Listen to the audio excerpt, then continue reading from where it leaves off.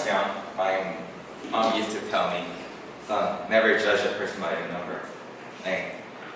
I used to say, okay mom, and nowadays, if she asks me a question again, then I answer like, okay, I want to judge a person by a number, but there's something I can judge by a number. Well, baseball is something we can judge by a number, and it should be judged by a number.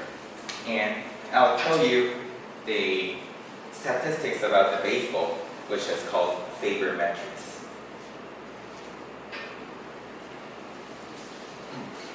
Baseball is usually familiar with the number, frequently with the dollar sign in front of it.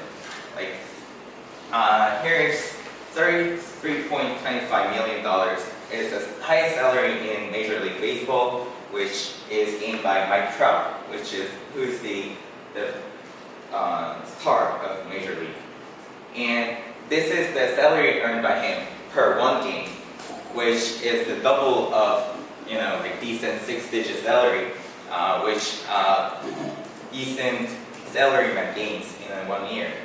And this is the average salary of entire major leaguers, and this is quite high level, right? And this is the average payroll of Boston Red Sox in 2018, and this is really a huge amount of money. Let's take a look at another example.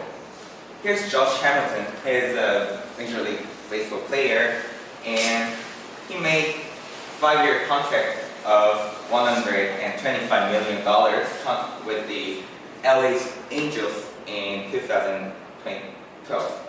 And after that, he recorded average of this and 39 home runs, WAR, which is the win above the average player, substitution player, in 2013 to 2015, not in 1 year, but in 3 years. And this is the record, and he never appeared ever after in Major League Baseball, and he was worth of only $16 million in the 3 years, and this is only, near 10% of his contract. So, baseball fans are curious of how much value this guy has, and is this guy worthy of his salary, and will he play well in the future or next year? And to this question, statistics, in other words, sabermetrics, can give you the answer. Sabermetrics is a mixture of baseball and statistics. So here comes this sabermetrics. Again, baseball, statistics, and sabermetrics. So, statistics is making the baseball more able to apprehend. So, first of all, we are able to take a look at the true value of a player. In the past, the true value of a player was regarded by how many home runs he would make. Well, if some baseball player makes more than 30 home runs in a year, he was regarded as a really good player. And will he get average higher than 0.3, which means that he gets the probability of 30% of hits in his at base, or more than 30 home runs. But in the present, we are giving another question. How many more wins will he earn for our team? Or how productive is he? So the question is moving from his number of home runs or number of hits he's making to his productivity. So the statistics the people are looking at is changing.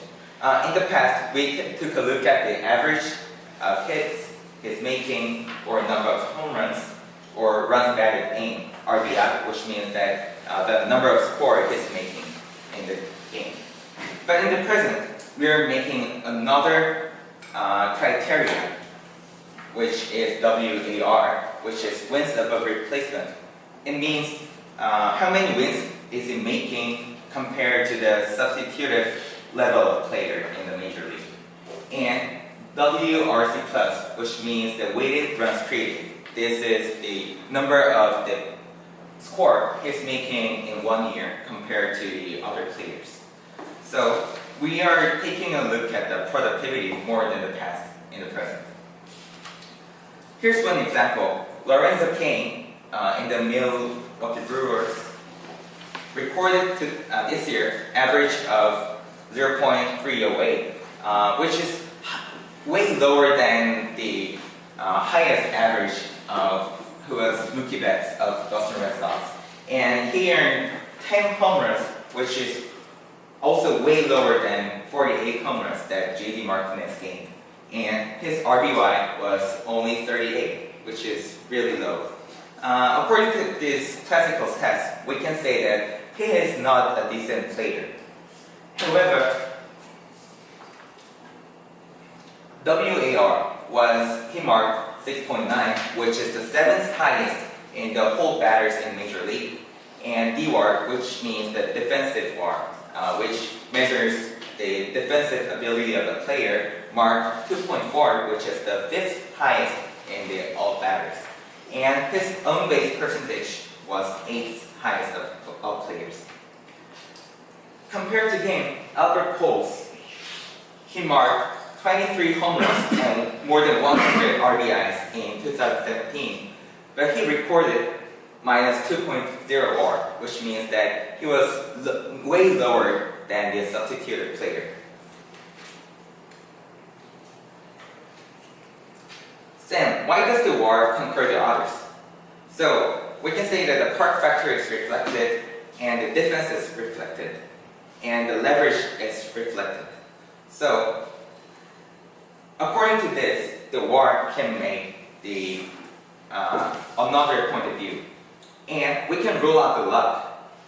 Chris Tillman of Baltimore Orioles marked this decent classical text, but his WAR was the lowest from the 20th lowest from the bottom. We're taking a look at the ERA or average of the pitchers or batters, but this includes the ability and the player's luck. Then we're taking a look at the other stats like FIP or BABIP, which rule out the luck or his fortune. So we're taking a look at the other stats. So Chris' stats was caused by the low FIP or the highest home run he allowed. So his stat was the lowest from the bottom. And overall, we can overcome the approach and the continents. And with the sabermetrics, we can compare Babe Ruth or Mike Trout, or will the Hyunjin Ryu will gain how many wins he will gain in the major league. So EQA, one type of sabermetrics, makes us able to calibrate the error in the leagues. So this is how we calibrate the league, the difference of league or difference of the error. So sabermetrics can be used as scouting, whether to scout unknown player in Korean League Baseball, to the contracts, so that it helps you to prevent stupid, huge contracts. So, like the Moneyball, which reflected the Oakland Athletics. Many teams are using sabermetrics nowadays. And in the Moneyball, it says that baseball is a soap opera that lends itself to probabilistic thinking. Well, number can change baseball and change the world. And this is what statistics do. And we'll get to the discussion session. We have